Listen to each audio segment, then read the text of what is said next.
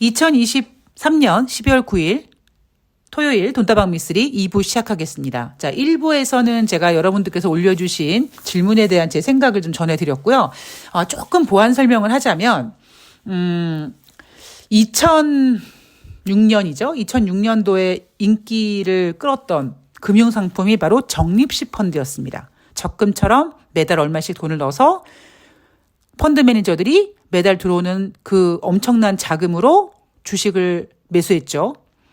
처음에는 그 펀드가 만들어지고 초반에는 펀드 매니저들이 그렇게 금액이 많지 않다 보니까 뭐 삼성전자 같은 우량주를 집중적으로 매수해서 삼성전자가 올라가니까 다른 종목들도 올라가고 지수가 올라가고 그러다 보니까 좋네 하다 보니까 엄청난 돈이 펀드 매니저들 주머니에 들어갔고 나중엔 얘네들이 포트폴리오를 하다 정말 개 잡주 같은 것도 막 사기 시작했거든요. 그럴 때가 바로 어찌 보면 유동성 장세라고 할 수 있는 거죠. 끊임없이 돈이 돌아서 그 주식이 펀드멘탈적으로 어떤 재료적으로 좋네 안 좋네 앞으로 경제가 좋아질 거네 안 좋아질 거네 상관없이 그냥 돈으로 밀어 올리는 주식시장. 그게 유동성 장세였고 최근 들어는 이제 코로나19 이후에 막 돈이 풀리면서 그러니까 초저금리, 금리가 낮은 상태에서 어디에 투자하지? 은행 금리보다는 그래도 주식이 낫지. 그다음에 코로나가 이제 회복되면 경제가 좋아질 거야. 뭐 이런 걸로 막 돈이 풀리고 그 돈이 주식시장에 몰리고 막 했던 거죠. 그렇게 돈이 몰리면 돈이 몰려서 주식시장이 올라가면 그런 걸 분석하는 전문가들은 앞으로 더 좋아질 거라고 전망을 할 수밖에 없습니다. 그게 주식시장의 어찌 보면 생리고요. 그런 게 유동성 장세라고 하는 거고 그렇지 않은 장세에서는 개인들이 그런 걸 기대하고 주린이 분들이 주식시장에 뛰어들다가 근데 지금 같은 주식시장을 부딪히면 골로 가는 거죠. 그런 유동성 장세를 제외하고 그다음에 엄청난 악재가 뭐 터진 거 제외하고 그리고요. 엄청난 악재가 터져도요. 올라갈 녀석은 올라갑니다. 뭐 전쟁이 나도 전쟁 관련주 올라갈 거잖아요. 주식시장이 망하지 않는 한. 그런 것처럼 주식시장이 갖고 있는 그 생리가 있어요. 특성이 있습니다. 그러니까 여러분들께서 그 특성을 잘 아셔야지 나는 주식이라는 게 뭐 2018년, 19년 그렇게 뭐 정말 주린이들이라는 단어가 생길 정도로 엄청난 주식시장에서 놀다가 코스피 3,000포인트 넘는 것까지 경험했는데 지금 주식시장은 왜 이 모양 이 꼴이야 라고 생각하시면 안 되고요. 지금 주식시장은 지금 주식시장스럽게 움직이고 있는 겁니다. 그리고 다시 말씀드리지만 대한민국 코스피 시장 3,000포인트 너무 빨리 왔어요. 물론 그 빨리 온 이유는 유동성 때문에 빨리 끌어올린 거고요. 아무것도 실체가 없는 돈으로만 밀어 올리는 상황 속에서 우리는 이제 우리가 경험했던 3,300포인트 당분간 보기 어려워진 거죠. 이해가 조금 어려우실 수도 있는데요. 그거는 뭐 앞에서도 말씀드렸지만 이게 쉬운 게 아닙니다. 자, 오늘 돈다방 미쓰리 2부는요. 12월 8일 금요일 뉴욕 증시 마감 현황을 점검해 볼 텐데 제가 어제 방송에서 그런 얘기 해드렸어요. 예상치 19만 명에 부합하면 얘네들 예상치에 부합했다라고 하면서 미국 경제 연착륙 가능성 얘기할 거라고. 근데 진짜 그 얘기를 했습니다. 그리고 미국의 고용이 당연히 지금 부진해 있는 상태인데 그래서 10월달 고용지표가 15만 명밖에 나오지 않았는데 왜 이번에 고용지표 비농업자 고용자 지수를 19만 명이라고 잡았을까? 이거는 뭐 블랙 프라이데이 같은 그런 어떤 계절적인 특성으로 일시적으로 고용이 늘어났을 수도 있다. 그래서 19만 명에 부합하는 수치가 나올 가능성이 있다라고 말씀을 드렸죠. 거의 미쓰리가 예상한 대로 나오지 않았습니까? 거의 똑같이 뭐 연착륙 타령할 것이다. 거의 똑같이 나왔죠. 제가 주식의 신이라서 그런 게 아니라 그냥 매일매일 꾸준히 이렇게 하다 보니까 이제 보이는 거죠. 쟤네가 이제 이렇게 하겠구나 라는 게 보이는 거고 뭐 저 같은 경우는 좀 다행스러운 게 저보다 한 살 어린 그 주식 고수한테 진짜 주식에 완전 그냥 그 원리라고까지는 표현할 수 없는데 하여튼 완전 그 주식의 밑바닥에 그 안에 있는 핵 있잖아요. 핵. 그거를 제가 이제 그 녀석한테 배우면서 제가 거기다 이제 살을 보태고 스토리를 담으니까 조금 제가 어찌 보면 혼자서 주식 공부할 때보다 여러분들께 훨씬 더 쉽게 좀 전해드릴 수 있는 거고, 그리고 꽤 많은 도움이 좀 되는 것 같아요. 자, 여러분들도 할 수 있다. You can do it. 이런 얘기를 꼭 해드리고 싶고요. 자, 12월 8일 금요일 뉴욕 증시는 3대 지수가 상승 마감했습니다. 다우 지수가 0.36, S&P 500이 0.41, 나스닥이 0.45% 상승했고요. 자, 미국의 11월 고용이 예상보다 강했다는 소식에도 점진적인 고용 둔화에 따른 연착륙 기대감이 커져서 뉴욕 증시가 상승했다라고 합니다. 요즘에요, 연합뉴스에서 뉴욕 증시 마감 현황을 쓰는데 이게 도대체 말이야 말밥이야 라는 생각이 들 정도로 참 애매하겠습니다. 다시 한번 읽어볼게요. 미국의 11월 고용이 예상보다 강했다는 소식에도 점진적인 고용 둔화에 따른 연착륙 기대감이 커졌다. 여러분 이거 무슨 뜻인지 이해가 가십니까? 저는 이거 이해가 안 가요.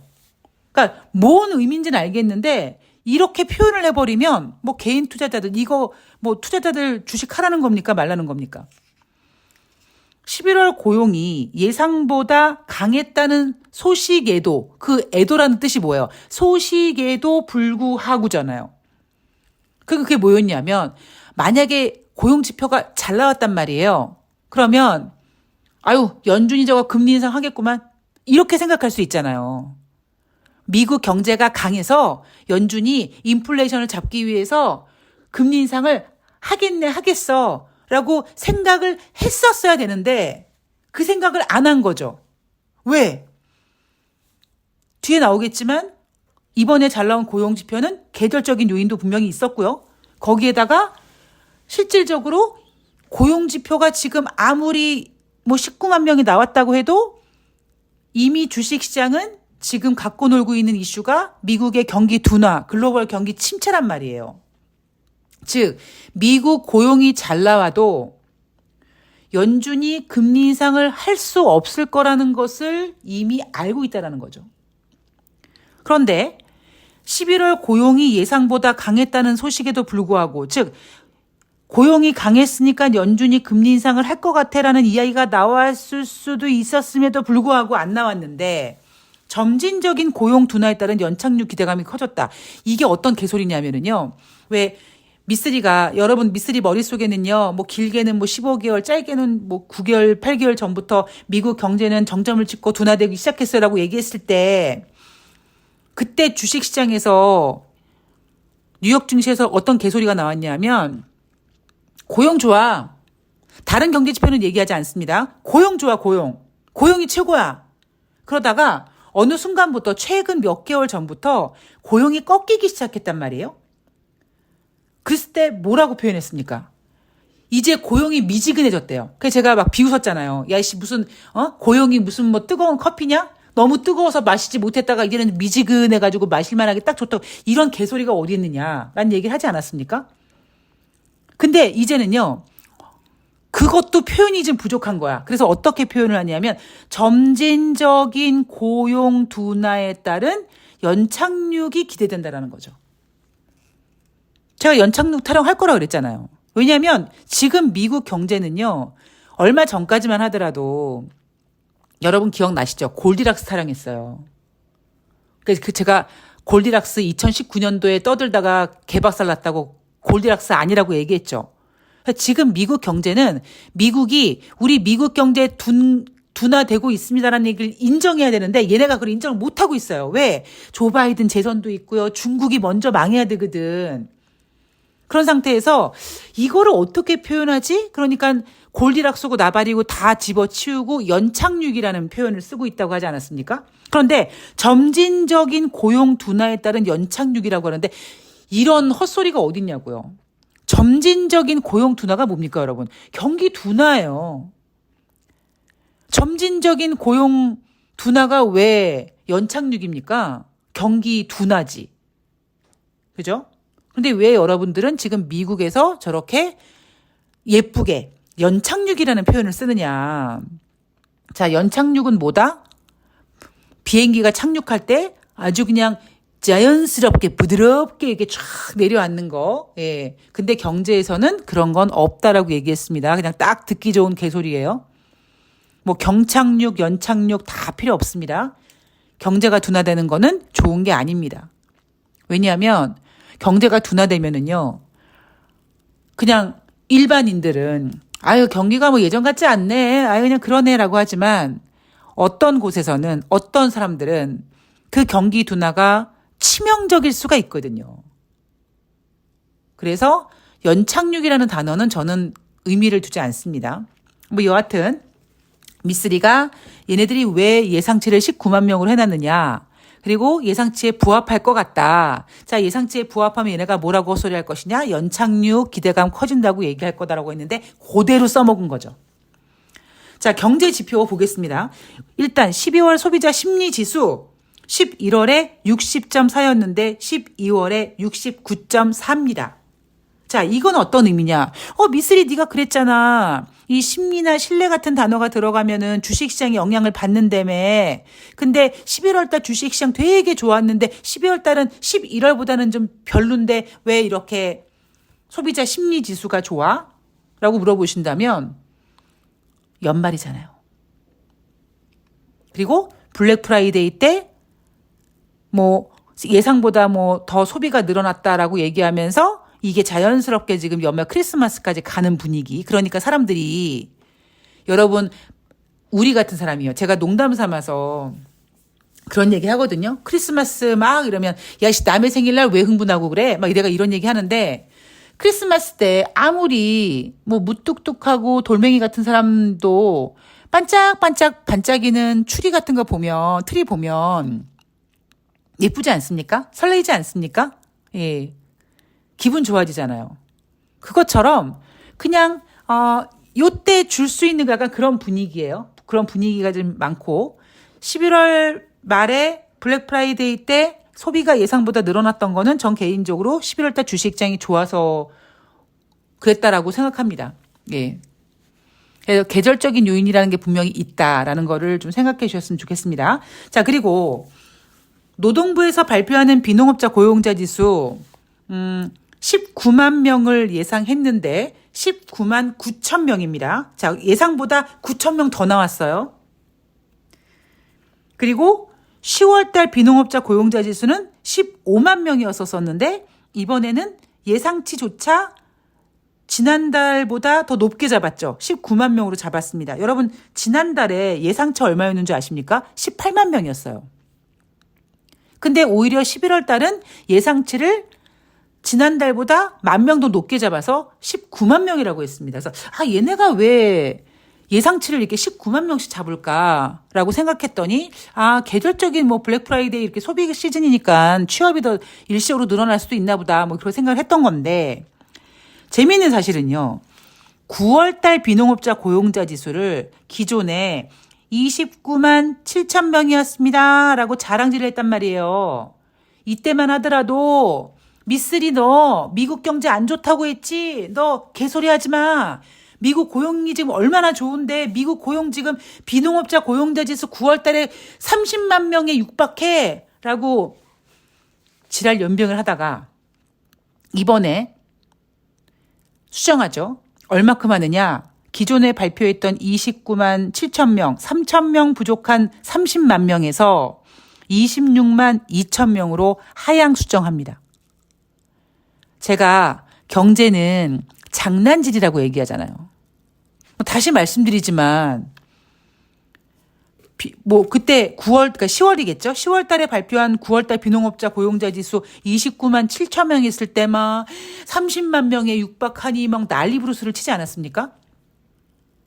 못하잖아요, 이제. 이게 만약에 그때 26만 2천 명이었다고 해보십시오. 물론 뭐 26만 2천 명도 좋았어 라고 했겠지만 26만 2천 명과 29만 명이랑은 29만 7천 명이랑은 완전 느낌 자체가 다릅니다. 그래서 이번에 11월 달 비농업자 고용자 지수 예상치는 19만 명이었는데 19만 9천 명으로 예상치보다 9천 명 높았다. 그래봤자 고작 9천 명이거든요. 보세요, 여러분. 한 두어 달 지나서 11월 달에 19만 9천 명 요거 하향 조정될 가능성이 있습니다. 아주 더럽게 장난질을 쳐요. 주식시장에서 세력이 개인들 데리고 장난치는 거나 경제 지표 가지고 이렇게 장난치는 거나 장난질 하는 거는 똑같습니다. 자, 그런데 이렇게 11월 달 비농업자 고용자 지수가 19만 9천 명이 된 이유, 그러니까 예상치를 19만 명으로 잡았던 이유가 있었네요. 그죠? 뭐였냐면 전미 자동차 노조의 파업 종료로 일터로 복귀했다.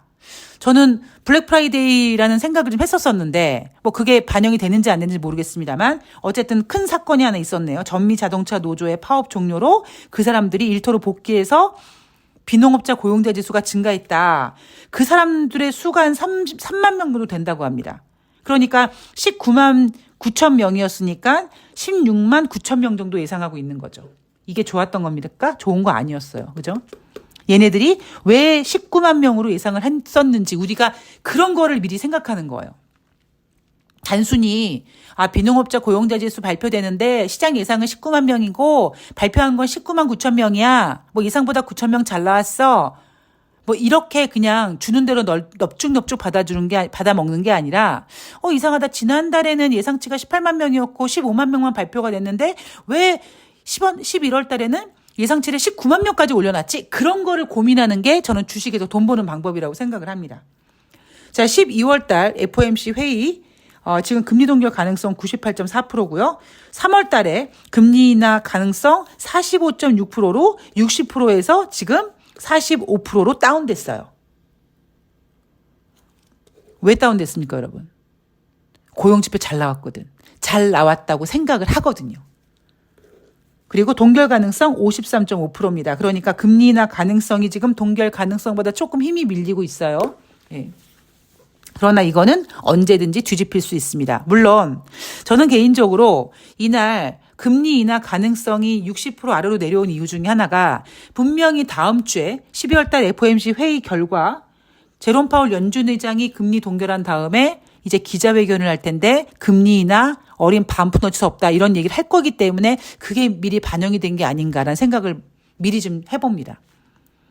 뭐 자세한 이야기는 정말 제롬 파월 연준 의장이 다음 주에 그런 얘기 할지 안 할지는 또 다음 주에 뚜껑을 열어봐야 되고요. 나머지 이제 우리가 12월에 실질적인 두 번째 주 미국의 FOMC 회의도 있고요. 그다음에 11월 달 소비자 물가 지표도 있고요. 뭐 그런 중요한 일정들이 많은 다음 주 우리가 해야 될 것들은 또 열심히 준비해서 내일 방송에서 찾아뵙도록 하겠습니다. 오늘 1부, 2부로 진행을 해봤는데요. 만약에 여러분들이 궁금한 게 있으시면 뭐 다시 말씀드리지만 제가 드리는 게 정답은 아니지만 뭔가 나는 이렇게 생각하고 있고 이런 부분이 좀 궁금한데 너는 어떻게 생각하니? 라는 내용을 올려주시면 제가 오늘처럼 이렇게 여러분들의 질문을 따로 빼가지고 한 섹터로 만들어서 올려드리고 또 제가 방송한 내용은 또 2부로 올려드리는 작업을 할 테니까 궁금한 거를 가슴속에 품고 있지 마시고요. 이런 질문 해도 되나요? 괜찮습니다. 여러분 세상에서 제일 어려운 질문이 뭔지 아십니까? 주식이 왜 오르나요? 그거예요. 주식은 왜 빠지나요? 이런 질문 해도 돼요? 웃기잖아요. 근데 그 질문이 제일 어려워요. 자, 여러분들께서 자신감을 얻으시고 화이팅 하시고요. 자, 오늘 토요일 날씨가 포근한데 요럴 때 또 감기 잘 걸리죠. 감기 조심하시고요. 저는 내일 방송에서 더욱더 열심히 준비해서 찾아뵙도록 하겠습니다. 저는 내일 뵐게요. 고맙습니다.